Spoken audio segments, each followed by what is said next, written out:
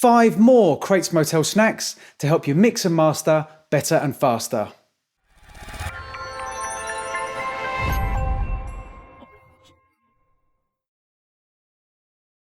Hi, welcome to the Crates Motel. My name's Conan. In today's video, I'm going to run through 5 more tips and tricks to help you mix and master faster and better in your DAW. And don't forget to check out the first video, which I'll link below. Let's get stuck in. So here we are in Studio One. I've just got a master here that I've been working on for a client called Mascot. I work with them quite a lot. And tip 1 is going to be tightening the low end up in a master or on your main mix. There's a couple of techniques that I use for that. The first technique I'm going to show you very quickly is where you basically push some low end EQ into a multiband compressor. And what that does is it keeps the low end oomph of the mix, the heftiness of the mix, but it just makes your low end more tighter and controlled. So it's not so flappy. You clean up some of the mud that you might get from sort of 150 to 250. And it just sounds way more controlled. It's really, really good for dance music and hip hop. So I'd use something like a Pultec, which is very broad EQ. It would either be 30 or 60. I kind of decided for this, I liked the 30 a bit more. I did try earlier on with the 60.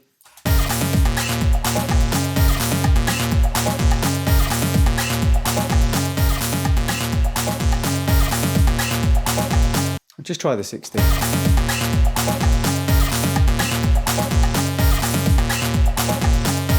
See, I prefer the 30. It's just sounds rounder and beefier to me. But what it's done is it's brought up a lot of the low end information. So now you have a little bit more, you have the oomph that you want, but you've lost control and it's kind of getting a little bit muddy and just sounds a little bit chaotic in the low end. Now on big speakers in a big club, that's going to really, really flap and not sound that great. So with the multiband compressor, what I do is I reel it in. So I've still got the oomph, but I'm kind of controlling it and tightening it up. So with something like FabFilter, pretty much industry standard multiband compressor, but you can do the same technique in most multiband compressors. Round about between 70 and 80 Hertz. And what I've done is I've just given about a dB of gain, and then if you take the range down to between 2 and 3 dB. And you want the threshold, you know, kind of in this area. But you do it entirely by ear. You know, the further you push the threshold, the more tighter it's going to sound. But then, of course, you are going to lose some of the bottom end. So you have to completely do it. You have to leave it up to your ears, really. Also where you put the crossover point as well, but generally, you know, between 70 and 80.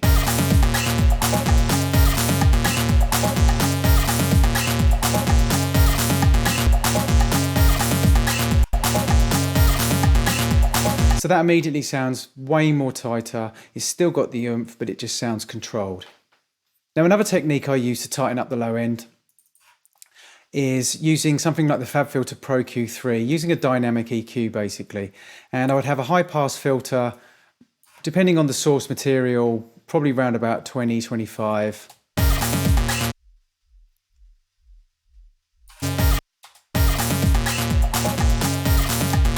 Quite a sharp slope. And then what I would do is I would add in a shelf.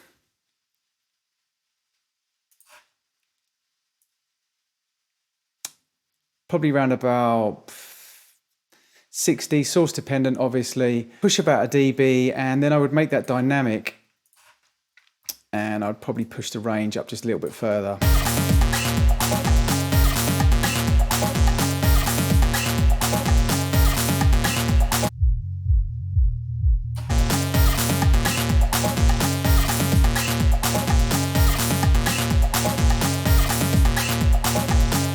And what that does is it creates kind of a high pass resonant filter, I guess, where you've kind of taken the real low end information off, immediately boosted it, and it kind of like, I mean, it hasn't actually really created a dip. I probably would actually drop some mud out round about here. But you kind of create a resonant filter here. And with the dynamic EQ, it's obviously only reacting to the kick and the bass. You can see where the fundamental of the bass is.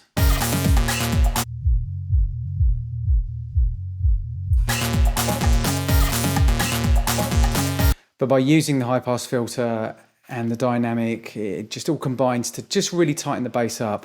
It's a lot more subtle than the Pultec and the multiband compressor technique.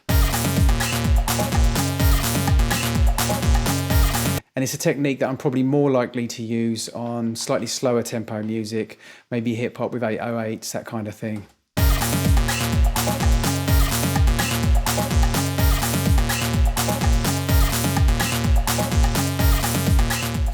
So tip number 2 is a technique I use to widen masters without using any imaging software. It's just really using a mid-side EQ. It's a very, very subtle technique that a lot of mastering engineers and mixing engineers use. So if you take something like the Pro Q3 from FabFilter, I'm just going to run through you what I would do on a track like this.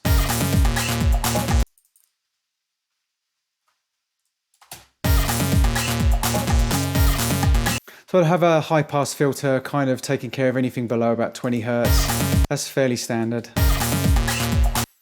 And with that, I would just have that in the mids. So I'm kind of monoing the low end.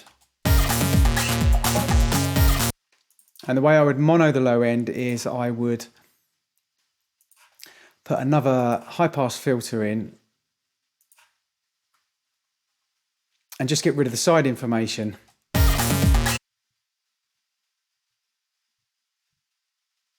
You're going to need earphones to hear that. But I've kind of got rid of anything below about 130 Hertz. Maybe a little bit lower on this track. It's source dependent, so you need to use your ears.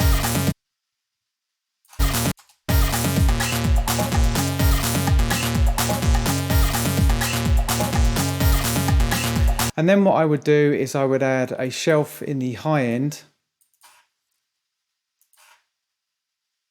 But I would just put this on the sides. Now you can be quite generous with it. And I would probably make it dynamic as well, actually, which is really useful on this particular EQ.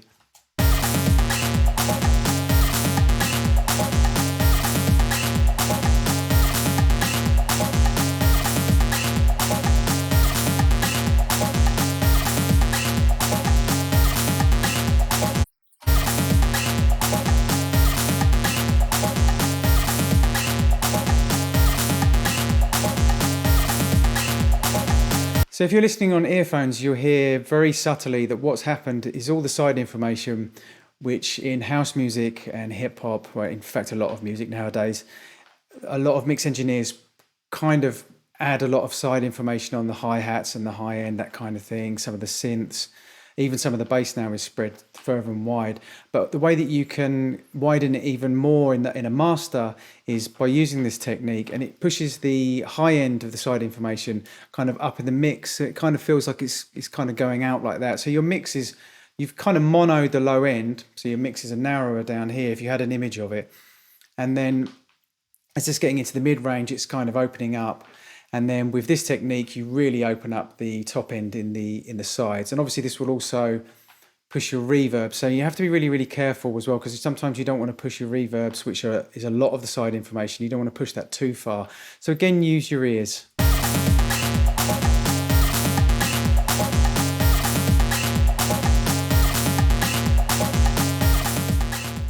Use your ears on that one. Don't do anything by default, as I always say. You know, the amount that the shelf, where you start the shelf from, how much you push it, if you make it dynamic or not. These two are obviously always different depending on the source. Don't just copy the numbers that I've put here. You know, copy the technique, but don't copy the numbers. As I always say, it's source dependent. Don't do anything by default. Our tip number 3 today is using reverb to help create more of a groove in your drums. It's a really nice technique to use on drum machines, but you can also use it on live drums as well. I produce and mix a lot of projects for people that have kind of an 80s vibe to them, very, very popular at the moment.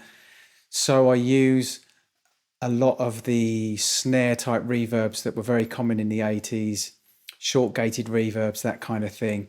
But a way that you can introduce a bit of kind of reality into what would otherwise be a quite stale, boring drum beat, you can add pre-delays. So what a pre-delay will do is it will create a bit of a delay from when the source hits and the actual reverb starts. That's probably the easiest way to describe it.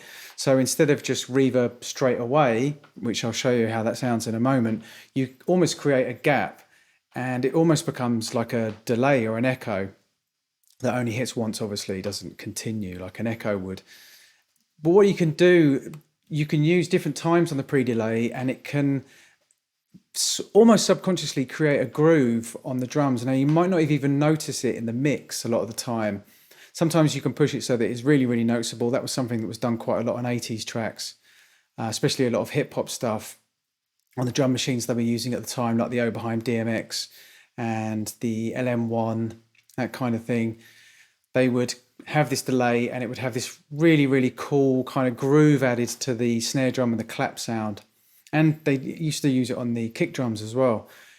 But like I said, it's a really simple technique to use. Just adding a little bit of pre-delay on your reverb just gives your otherwise stale, boring program drums a little bit of life and just makes them sound a little bit more natural. So let me show you quickly what I mean. If you take any reverb that has pre-delay, as we were talking about 80s stuff, I'm using the Audeze Lexicon 224 here, has a pre-delay here. It doesn't go up that high. Some pre-delays nowadays, you can have them almost infinite, certainly up to a second or a couple of seconds. So there's just a regular LM1 drum beat.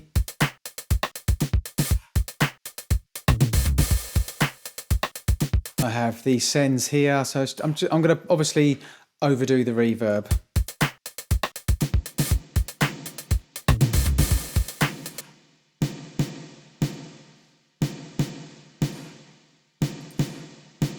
Now at the moment there's no pre-delay, so the reverb happens as soon as the snare drum hits. If I start dialing in a bit of pre-delay,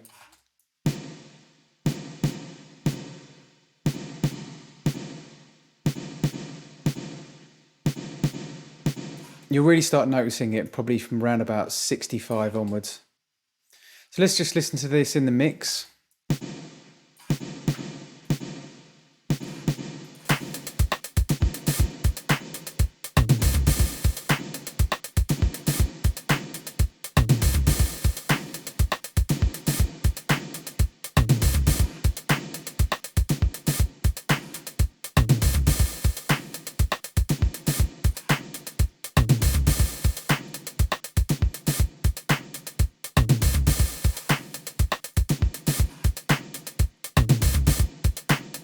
So it's kind of creating, I mean, obviously the point of the reverb is to emulate being played in a room and the sound hitting the wall and bouncing back.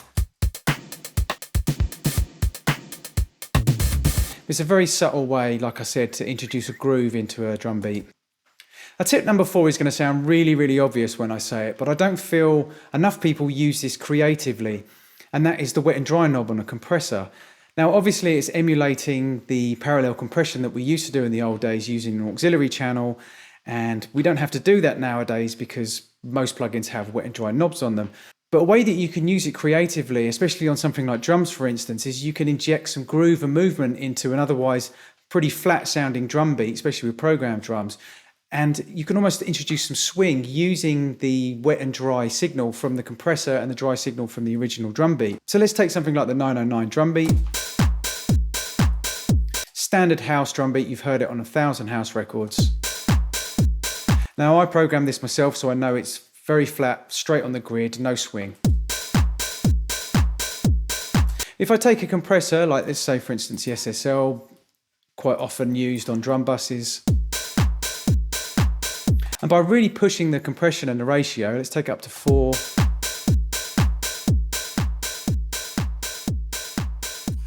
Let's take the high pass filter down a little bit.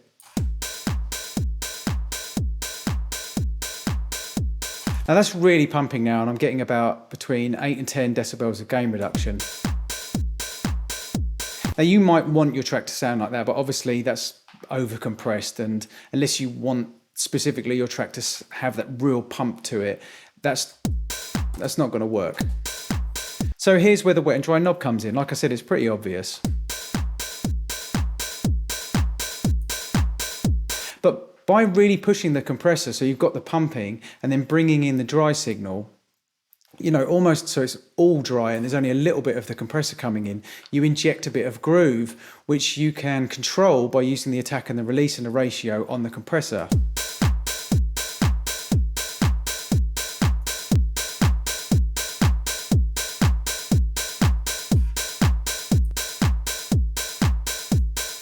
So if you hear it bypassed, then when I bring it in, you'll feel that it kind of shifts a little bit and starts pumping and moving, but it's not pumping too much because I've still got enough of the dry signal in there.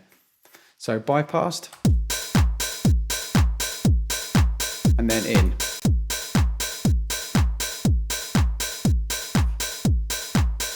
Can really push it.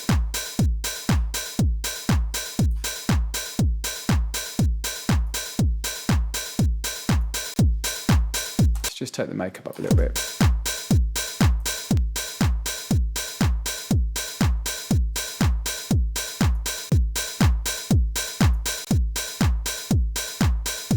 See, for me, with the compressor in there doing its work, even at 35%, you suddenly have some groove and some movement in there. And this is really, really useful if you're doing mix downs for clients and they've sent you drum beats that are very flat and a bit stagnant and there's not much life to them, which you do often get with programmed drums. And using this technique, you can introduce groove and movement.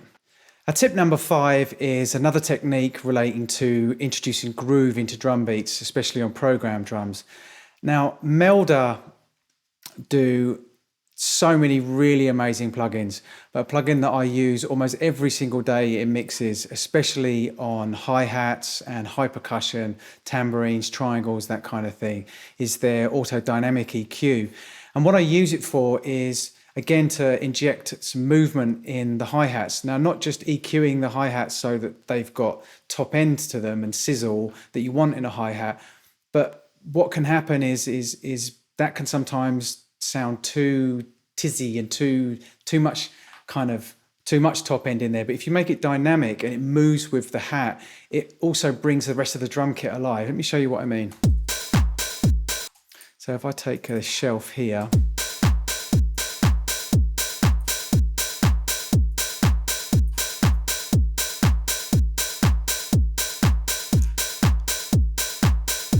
let's just have the auto listen on for a second.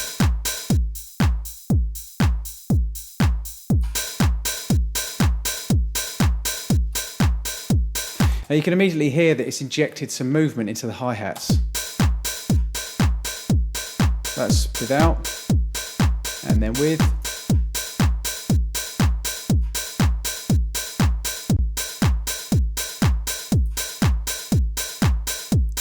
But also what you can use the dynamic EQ for here is, for instance, there's a little area in the hi-hat which is it's kind of whistly almost.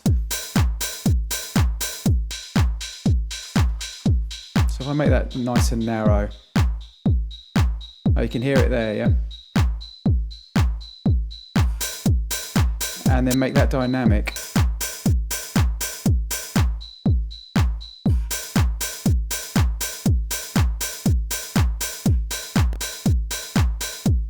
See, with it bypassed, you can hear that whistle again. Now, I didn't notice it initially, but because I've got headphones on, now I can hear it. And now I've taken it out.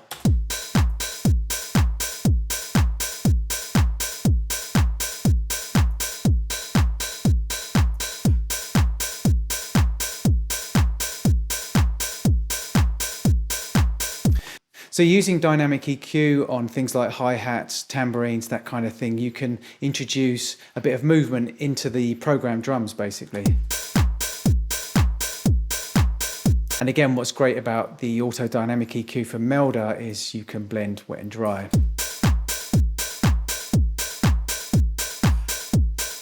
little bit of saturation.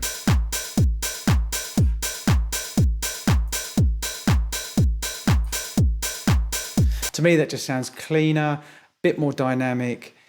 It's cleaned up that horrible whistly sound and just sounds just much, much better in the mix. And just got some more movement in there.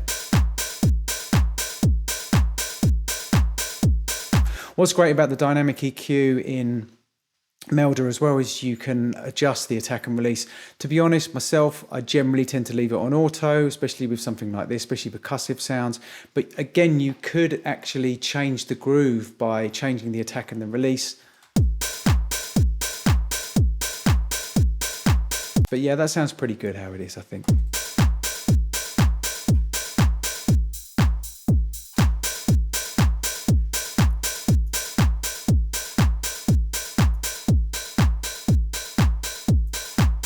Now when I take it out, it just sounds really flat to me. Bypass.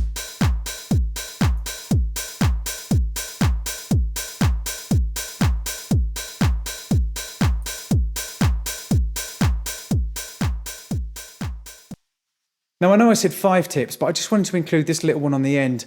It was something that happened the other day with a client. I was working remotely with them doing a master, and they noticed that I did something on the Pro L2 from FabFilter. Now this is a limiter that a lot of mastering engineers use in the box, and he completely freaked out and said, oh, I used this limiter, I didn't even know you could do that. And it got me thinking that maybe there were some other people out there that didn't know about this, so I just wanted to add this little one at the end just to show you. So let's just pull up the Pro L2. And we've got this master from Mascot again that I used earlier on. So here we are, FabFilter Pro L2, industry standard limiter. If I push it a little bit, you can see the parts that are being limited here and the gain reduction just here. But what this guy didn't know is if you go down to the bottom here, there's a icon with headphones on it, and this is actually a delta button, which if you press it, it takes away the signal and just plays you the part of the signal that's actually being limited. Now, it just sounds like a load of crunchy distortion, but it does give you an idea of what exactly is being limited on the signal.